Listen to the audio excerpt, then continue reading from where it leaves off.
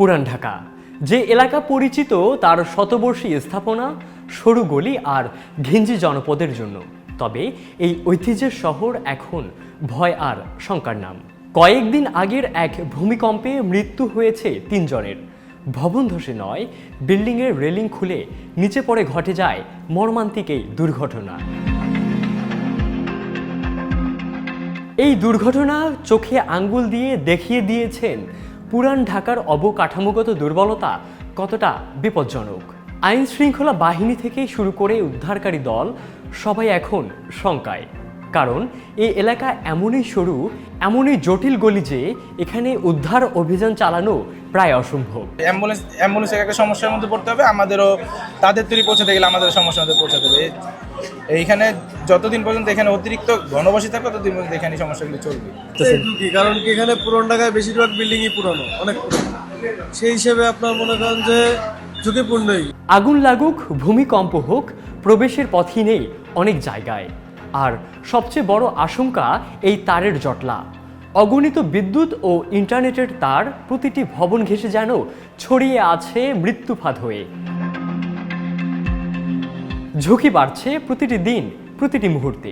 এলাকাবাসী এবং ব্যবসায়ীরা সমানভাবে আতঙ্কে। তাদের দাবি, এই গলিগুলো পরিকল্পিতভাবে সংস্কার না হলে বড় দুর্ঘটনা শুধু সময়ের অপেক্ষা।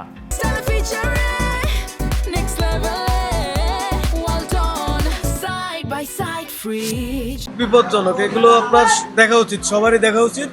না দেখলে পরে আরো এর থেকে বড় কোনো ক্ষয়ক্ষতি হইতে পারে। এটা তো শুধুমাত্র একটা ডেমো হয়েছে, এর থেকে বড় কিছু হইতে পারে। উদ্ধারকারী দলগুলোর ভাষ্য, পুরান ঢাকা এই মুহূর্তে রাজধানীর সবচেয়ে ঝুঁকিপূর্ণ স্থানের একটি। ভূমিকম্প হলে ক্ষয়ক্ষতির পরিমাণ অনুমান করা একবারই অসম্ভব। বিল্ডিংগুলো যে মানুষজন নতুন করে ঠিক করবে এটারও কোনো সুযোগ নেই, যার জন্য নর্মাল একটা ভূমিকম্প যদি একটু তীব্র মাত্রায় হয়ে যায় তো ওই ক্ষেত্রে এখানে অনেক বড় ধরনের একটা ক্ষয়ক্ষতির একটা আশঙ্কা থাকে।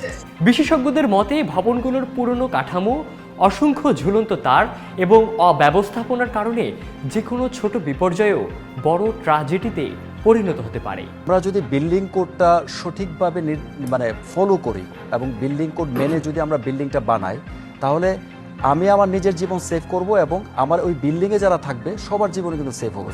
ওই বিল্ডিং কোড মানা হয়নি, ওই বিল্ডিংয়ের পানির লাইন বন্ধ করে দেওয়া।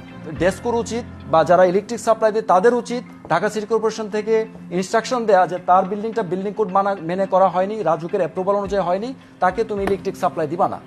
যদি এই ধরনের কোনো শাস্তিমূলক ব্যবস্থা না নেওয়া হয়, বাংলাদেশে তথা ঢাকা শহরে দুর্যোগ আরও বাড়বে। বিল্ডিং কোড না মানার কারণে প্রচুর মানুষ হতাহত হবে। ঢাকা শহরে যদি দুর্যোগ বা ভূমিকম্পের কারণে যদি বিল্ডিং কলাপস করে, একটা মানবিক দুর্যোগ হবে, মানবিক। আমাদের ঢাকা শহর পূর্ব থেকেই অপরিকল্পিত এবং যে যেমনি প্রেসে ভবনগুলো নির্মাণ হয়েছে এবং বহু পুরানো ভবন রয়ে গেছে, সেইগুলো রাজুকের সহযোগিতায় বুয়েটকে সঙ্গে নিয়ে বা সংশ্লিষ্ট আরও অথরিটিকে সঙ্গে নিয়ে সুন্দরভাবে ইনভেস্টিগেশন করে যদি ঝুঁকিপূর্ণ ভবনগুলো পরিত্যক্ত ঘোষণা না করা হয়, তাহলে সামনে ভয়াবহ ট্র্যাজেডি অপেক্ষা করতেছে আমাদের জন্য। এটা বলার অপেক্ষা রাখে না। তখন হয়তো এই ঢাকা শহরকে আর বাঁচানো যাবে না, এটা পরিত্যক্ত নগরীর মতো পড়ে থাকবে, তখন আমাদের অস্তিত্ব হুমকির মুখে পড়বে।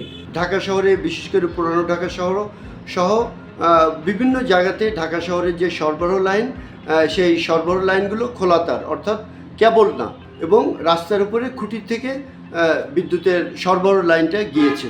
ভূমিকম্পের জন্য এগুলো খুবই ঝুঁকিপূর্ণ। ভূমিকম্প মানে যে মাটির কম্পন, এবং একই সাথে যদি কখনো কোনো ভবনও মাটির নিচে ধসে পড়ে, তাহলে কিন্তু গ্যাসের লাইনও নিয়ে নিচে ধসে পড়বে। গ্যাসের লাইন ফেটে যাওয়ার পরে, গ্যাসের লাইন যদি কখনো ফেটে যায় অনেক বড় আকারে, তাহলে কিন্তু গ্যাস বের হয়ে সেখানে আগুন ধরে যাওয়ার একটা সম্ভাবনা তৈরি হয়। ঐতিহ্যের শহর পুরান ঢাকা, কিন্তু এই শহর আজ দাঁড়িয়ে আছে ভাঙা রেলিংয়ের ভয়, ঝুলন্ত তারের আতঙ্কে। সময় থাকতেই উদ্ধার ব্যবস্থা, অবকাঠামো আর গলিপথ সংস্কার এখন আর বিলাসিতা নয়, জরুরি প্রয়োজন। ইবনে সাইদ অঙ্কুর, চ্যানেল আই।